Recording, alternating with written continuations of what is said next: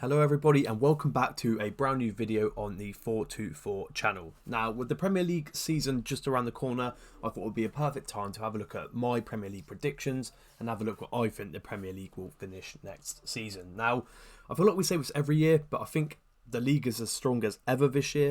The three teams that have come up are a lot better than the three that went down last season and did come up the season before. I think, some of the top six sides are the strongest that they've ever been. You've still got the middle pack as well, who've been brilliant next season. So over the next 20 minutes or so, I'm going to go over an overview of the Premier League and where I think each team will finish.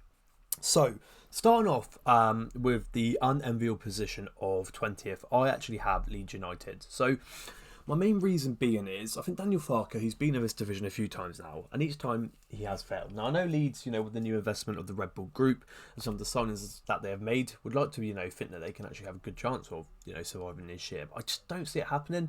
I think the fact that Leeds stuck with Farke shows that they're going to back him, but I think it will be too late by the time that, the damage would have already been done. And I think Farke will have quite a slow start, and Leeds won't actually be able to kind of recover from that. And they may get, someone like a firefighter in or an interim manager who just can't quite turn that deficit. We saw managers like Russell Martin last year. Saints kind of sacked him too late, and by the time the damage was already done, and there was no coming back from it. So I'm going to have Leeds at 20th. They have made some alright signings. Anton Starch, I think, is the one to know. They've also signed Bijol for 18 million from Serie A, Lucas Nemecha, Sean Longstaff. So there is signings there, and there's good quality. I just don't see them have enough to stay in the league there. In 19th place, I actually have Scott Parker's Burnley. Now, Burnley, I think, is probably everyone's nailed-on favourites to go down. I personally don't think they'll come bottom, but I still think they're going to be coming in the relegation zone. Obviously, Scott Parker's Burnley last season were maybe not the best or the easiest on the eye at times, but they were extremely efficient, had one of the best records ever, defensive records ever in the Championship, and Scott Parker made them something to beat. Now, obviously, the Premier League's a different kettle of fish, so being able to replicate that defence with signings like James Trafford departure in is going to be very tough. However, I do see Burnley getting some good points. I think away from home they might get a few 0-0s here. They might shock a big team and keep them out.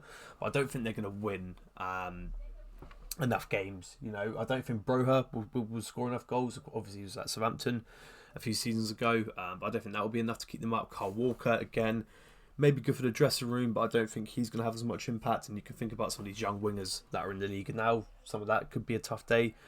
They have actually brought in Hartman as well from Feyenoord, who I think actually could be quite a good signing, so it'll be interesting to see how he does. But I have Burnley in 19th. In 18th, I have Wolves. Now, Wolves have kind of been flirting with relegation for the last season or two. Last season, they managed to stay up. That was due to maybe the three sides who came up being so poor, and maybe in a stronger quality season like this season, I think they could be in a bit more trouble now.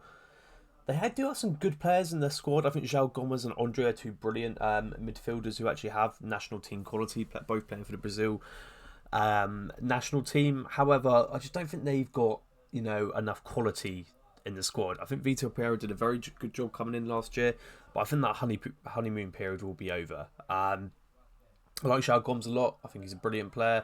They brought in signings like John Arias and Fer Lopez, but personally, I just don't think there's enough quality there.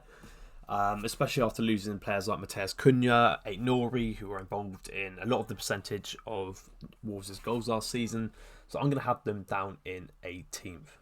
Now, in 17th place and staying up just about, I actually have Sunderland. Now, I've seen a lot of people putting Sunderland up higher. And while they have made some amazing signings, I am a bit cautious in putting them too high too soon.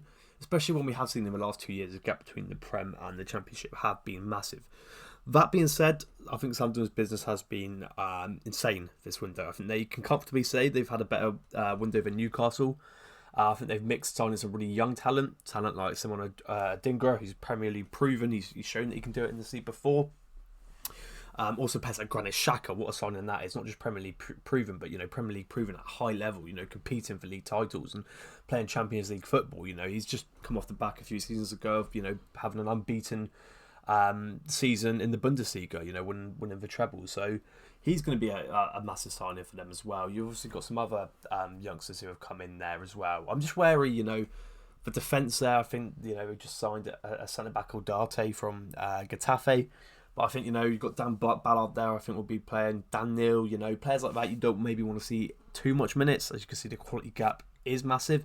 So I think Sunderland will stay up. I think Reggie Labrie there will get the most out of his players and kind of gel them in. I think they'll be the most settled. But I don't think they're going to be finishing like 12th or 13th or pushing up as high as some people have been suggesting. So yeah, Sunderland in 17th for me. In 16th, I have Brentford. Now, Brentford have actually probably been one of the favourites to actually get relegated.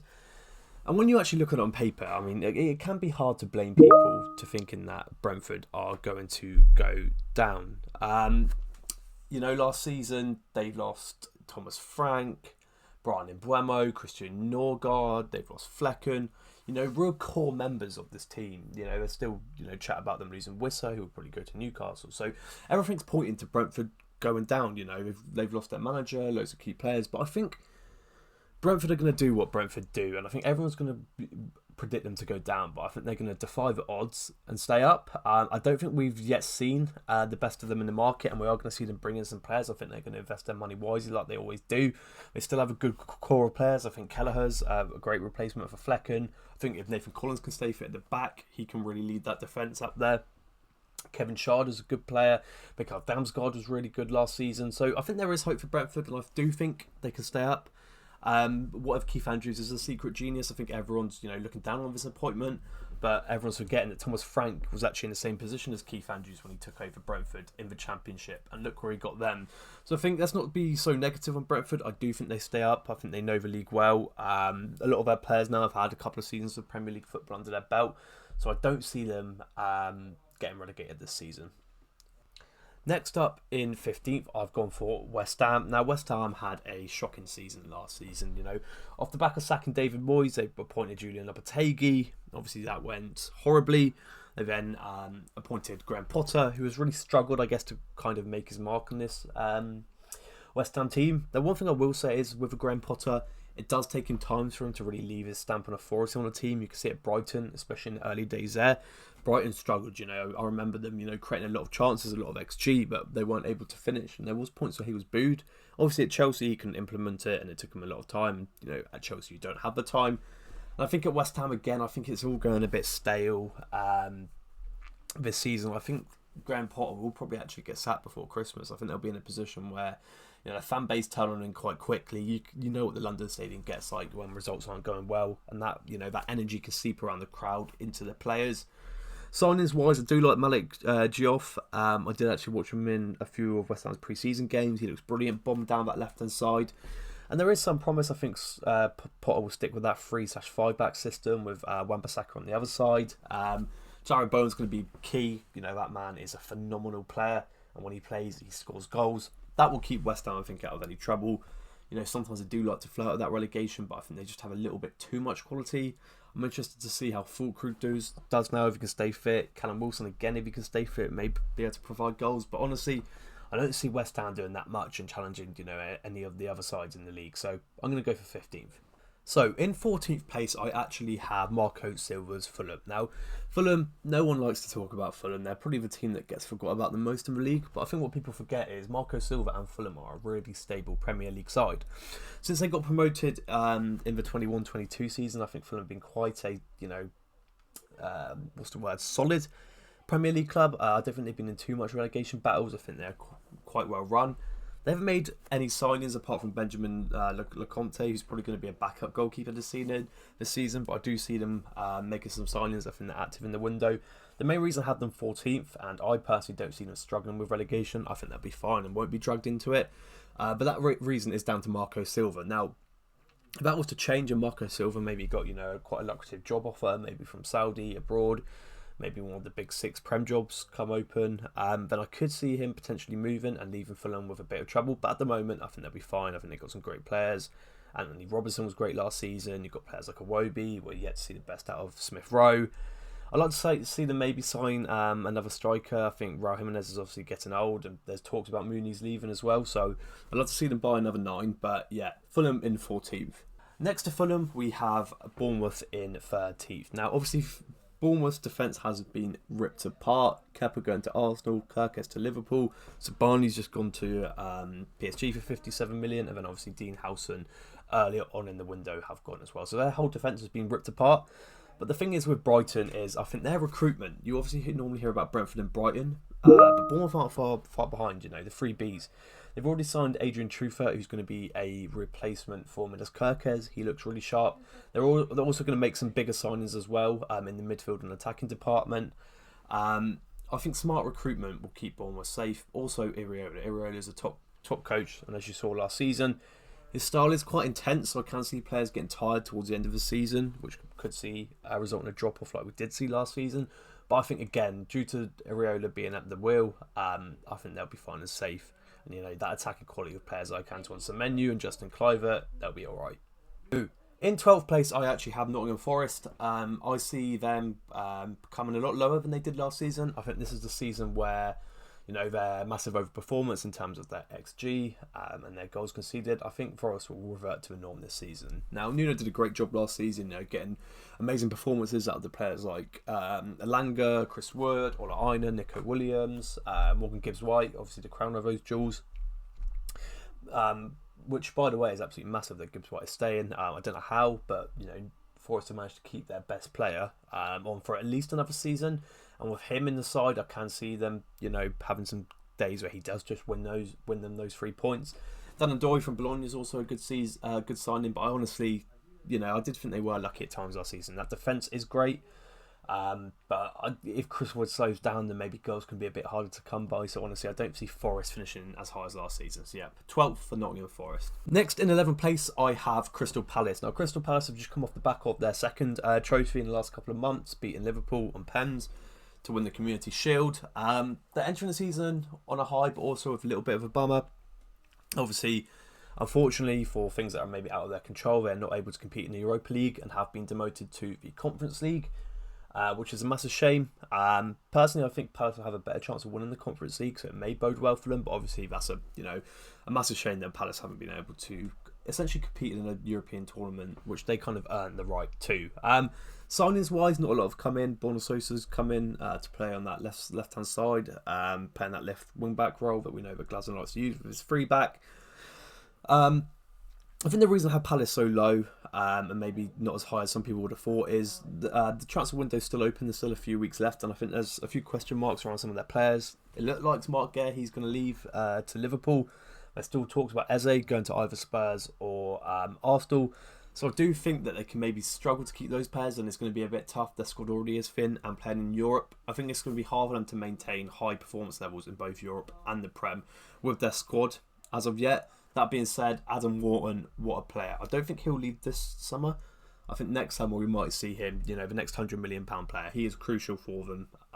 You saw what he did in the Community Shield final, that pass to Ismaila Sarr. What a player he's going to be, and he's going to be crucial for them next season.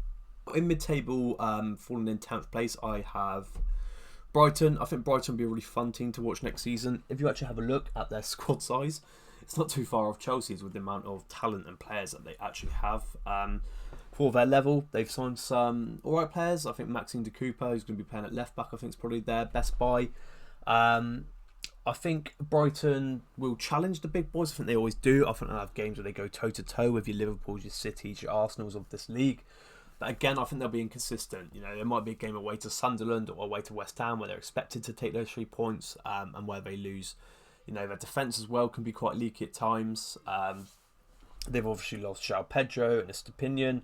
There's talks of Baleba going. One thing I will say is that Jorginho Ruto, I think he's on course to have a really strong season. I think he can really replace João Pedro and his output that he had for that side. I think they're really similar players. I'm quite excited to see Matthew O'Reilly. He started off with an injury last season, so hopefully we can see a full season out of him as well. And yeah, again, you know what Brighton will do. They'll develop players. They'll always be an exciting watch. I think they'll be in that mid-table, region. I think they can challenge for Europe as well, and I think again this season it'll be quite close, around that 6th to 10th place. But I think they'll just fall short.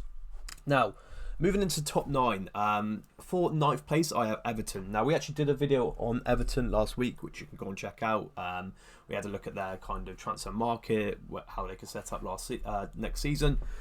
And the reason I'm so high on Everton this season is we have David Moyes and a new stadium. And I think if you put those two together, you are almost guaranteed for success. Now, I can see someone like Jack Grealish can really lift the mood around Everton. He's an exciting player. And under an environment like a manager like Moyes, I think he can get the most out of him and get him enjoying his football again. I think players like Barry and Beto will be two good rotation options. In the 9, obviously they're still linked with Jack Grealish as well, which I think will be a really interesting, not Jack Grealish, sorry, Tyler Diblin, which I think would be a really interesting sign-in. Obviously under Moyes they're always solid defensively, and as you saw to the end of last season, Everton were one of the better teams in the league, and challenging bigger teams, getting results against teams like Liverpool, and some of the other big 6. So I can see Everton doing quite well this season. I think the key man to look out for is Iliman Ndiaye. I think this could be one of his last seasons at the club, because I honestly think he is destined for greatness. So yeah, I think that'd be quite exciting as well, having maybe an Ndiaye, a Grealish, maybe a Diblin all behind a Beto. I think that could be very exciting to watch. Now, in 8th place, I've gone with Aston Villa. It's been quite a quiet window. Evan Gasson's just come in from Nice, so I think we'll add something to their forward line. But apart from that, Villa have been quite quiet. It's been more of a sales window. I think Jacob Ramsey's going to lead the club. So I think Villa have been one of those clubs with a few PSR issues. So I think they've just been a bit reticent to spend. And I think this might be the year they lose a bit of momentum. Now, obviously, Villa are in the Europa League, and we know that Unai Emery is the master of the Europa League. So I think that he might tend to prioritise that later in the season if Villa do get to the latter stages, which again I think they will do, which will then I think lead to a potential drop off in their league form as well. There's still talks about Ollie Watkins and his future at the club. I think he'll stay. The key player for me will be Morgan Rogers. I think he'll kind of take more of that responsibility off Ollie Watkins and really start to say, this is my side. I own this team. It was a great debut full season last season. I think he's going to really continue to grow his game and really try and push for himself to not just get a spot on the plane to the World Cup squad, but maybe even push for a starting space. We know Thomas Tuchel likes him, and I think this would be a great platform for him. So we might do another video on players like Morgan Rogers and players who will have a big year. But yeah, Villa in 8th. Now in 7th place, I've gone for Newcastle. Now we also did a video on Newcastle last week, looking at how they could save their window. And honestly, since that video's come out, have Newcastle saved their window? I would tend to say no. Now, obviously, everyone knows that Alexander Isak doesn't want to play, and there's a big cloud up in the air. We don't know what's going to happen with that yet. I think he might leave, but he also could stay. If he does stay, is his head going to be in the game? So you've also got that massive cloud there. Now, replacing Alexander Isak is a tough task. Newcastle have gone for Benjamin Sesko, they've failed. They've gone for other players like João Pedro and have not been able to get them. So first of all, Newcastle are scrambling around for additions in the strike force. Whisper's probably going to come in. That's nowhere near enough. They need a guaranteed 9 who's going to score goals. So at the moment, we don't know who that looks like. So check out my video if you want to see who I think should take over that spot. But even then, even if Newcastle do that, get about 200 million, I'm just having a look at some of the signings that they've made. And I don't think the window moves me too much, as maybe I was excited at the start of the window. Elanga, good player, I think could be great. I think he'll be a starter.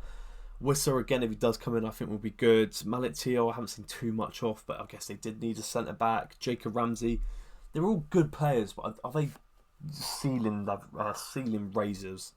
Are they going to immediately get you, retaining Champions League spots, fighting for the league? Personally, I don't think so.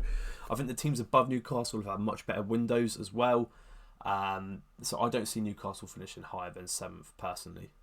Now, on to the top 6. And for you eagle-eyed viewers, you may have noticed that I've actually predicted all of the traditional top 6, in quotation marks, to actually finish in the top 6 this season. Now, you could call that boring or unrealistic. I don't think we've actually seen the whole top 6 finish in the top 6 for quite a couple of seasons now. But I think if you look at the transfer window this season, I think nearly all of the top 6 clubs have really flexed their muscles in the market and kind of really spent a lot of money. More money than you can see sides like Newcastle and Villa and even your Brightons, your Forests are struggling to spend. And last season we really did see that gap close between the big 6. Now I don't think the big 6 and the rest of the league are going to run away again with it. I still think that gap very much exists, and the teams that we've just shown below very much have a chance to finish in the top 6. I just feel like the money being spent and the quality being brought into these big 6 sides, that it might be harder this season for a team in the other 14 to maybe compete and break into that big 6. But yeah, in 6th place we're going for Manchester United. Now 6th place, normally if you say a United fan you'll finish 6th, and even now they probably will feel a little bit disappointed. But if we're going for the standards and what they should be aiming for, after finishing where they did last season, for me, anywhere in the top 8 is a massive improvement for United, and I think they're along the right path. Now, I've actually been really, really impressed with United in pre-season. I think they were in America for the summer series, and they looked really good. They won that tournament. I think without Europe, Amorim's a very set system coach and plays in a very specific way. He almost will be very dogmatic with the way that he kind of drills it into his squad. And I think with no Europe, he's on the training grounds as much as possible to really drill it into those United players.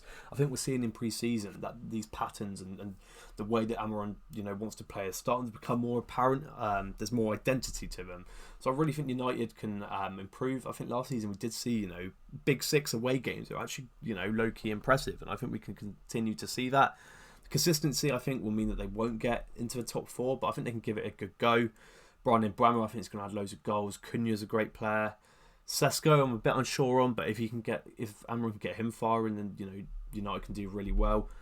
We are seeing rumours that they're going in for Carlos Baleba. Now, this would cost a hefty sum, but if Man United were to get Baleba, then I would be happy to maybe even move them up higher in this prediction. But for now, Manchester United in 6th.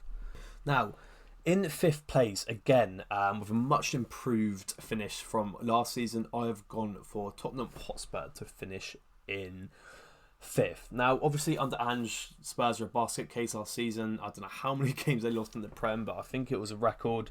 But then they ended up somehow with a Europa League to show for it at the end of the season. Now, I think there's split opinions. Some fans were glad to see Ange go. Some were quite happy to see the back of Ange. But one thing I think we can guarantee is that Thomas Frank will have them higher in the league. The job that Thomas Frank's done at Brentford, I think he's one of the most underrated coaches, not just in England, but in world football. He sets his teams up, they're hard to beat. He's tactically astute. He's innovative. Things that we've seen on Match of the Day being analysed before, like some of his set pieces, or even how he kind of utilises kickoffs. Things like that I think are great, and I think Thomas Frank will really set Tottenham up. I think they'll be a lot harder to beat, maybe less easy on the eye, but I really think he tactically shores Spurs up. He makes them into a stronger team. I think he'll improve a lot of young players. I think players like Matthias Tell, I think Brennan Johnson will come on a long way. We've got players like Kudus, Archie Gray, Bergvall. I think they'll all come a massive way under Thomas Frank. I also feel that signing of João Palhinha is massive. I think there's been too many times when Spurs have been lightweight in that midfield, and with other players that can play and drop a bit deeper in the midfield, like a Kudus. I know Maddison's injured, or a Kulusevski. Having someone that can just sit in that 6th position, just win the ball back, move it on, win the ball back, move it on. I think that'll really improve Spurs as a side. And moving on to 4th place, I think to some people's surprise, they will see I've actually got Man City here. Now, obviously, City were awful last season for their amazing standards that Pep Guardiola has set over the last couple of seasons. But for me, if I look at City's transfer business and the squad that they have now compared to the squad that they had 2 or 3 seasons ago when they won the treble, there's a lot off for me. I look at their wingers. We look at historic City wingers. They have players like Leroy Sané, Raheem Sterling, Riyad Mahrez. Obviously now you've got players like Doku, Savinho, who's linked with a move away. These wingers, they don't strike fear into you like the old City wingers do. Who's the winger getting 10 to 15 goals? Where's your winger at the back stick like Raheem Sterling, who's going to get those tap-ins? Kevin De Bruyne has gone. One of the greatest players of this Premier League's generation. Players like him. Haaland last season, there was a few times where he wasn't on it. Players like Gundogan, Bernardo, Ruben Dias, they're aging. Rodri's coming back from an ACL, and we don't know how he's going to respond. Obviously, it's crazy to go up against Pep Guardiola, and they have made some signings. I think Reinders is a good addition. I think Ryan Cherky's going to be really fun, and fans are going to love him. Aït-Nouri's a good signing as well, but it almost feels like Pep's trying to go away from his traditional, possession-based style and become a bit more of a, athletic transitional team. I think that was represented in Pep Lijnders coming in, obviously Jurgen Klopp's assistant over at Liverpool, who City were competing for so many years. The reason I don't think City will do that well is combined with that kind of aging squad, change of style. I don't think that's truly what Pep wants to do and believe. And now I could, have egg on my face at the end of the season. We see, Pep win the treble, but I right now don't see City in a position where they are better than the other 3 teams that we're going to move on to in a minute. So that's why I have them 4th. And finally, moving on to the top 3. So in 3rd place this season, I actually have Enzo Maresca's Chelsea. Now, Chelsea are a really interesting one. I think over the last 3 or 4 years, ever since Bluco and Todd Boehly have taken over Chelsea, I think there's been a lot of controversy. I think they've rightfully got a lot of slack in the media, and maybe unfairly at times also got some slack in the media. But I think maybe this is the first time where you're starting to see Chelsea's plan, in quotation marks, and maybe seeing how it actually could work. So obviously Chelsea have bought so many players over the last few seasons, but with the buy-in, they also sell a lot of players. So a lot of players have come in, have left now, and there's questions around whether this is right or wrong, whether this was fair, whether other clubs would get away with it. But Chelsea are in a position where they can pretty much spend as much more money as they want each window, because they're going to generate, sales in players. I mean, there's so many at the top of my head. I think like Keenan Shrewsbury Hall just gone for 20 million. It might just be one of their academy players that they can sell for 20, 30 million. Chelsea are a really good selling club, which allows them to then purchase, star players that they need in their department. You saw the Club World Cup. On their day, Chelsea can be one of the best tactical teams in the league. I think you've seen that against the big teams, against the Cities, the Liverpools, the PSGs. On their day, they can be amazing. It's just about being consistent. So I honestly think Chelsea will finish above City this season. I think Man City will fall away. I think Chelsea will challenge until about May or April, and then you tend to see an Enzo Maresca team where they start to tail off a bit. I think that's what's going to happen. I think the defence ultimately aren't good enough to kind of sustain a title challenge. Levi Cole was out as well with an ACL, so I think that maybe changes them there. But honestly, João Pedro, what a sign. I think his link up with Cole Palmer is going to be key. Moises Caicedo as well in that midfield. I think Enzo Fernandez is starting to really become the midfielder that Chelsea fans kind of hoped him to be. So yeah, I think Chelsea will be really good on their day and challenge and give the best sides in Europe and the league good games and get results. I think it's those consistent, the Bournemouth at 3 PM games is where they kind of really need to win, and that's when they can start to win titles. So for now, I have Chelsea in third, but yeah, I think they'll be competing until about March or April.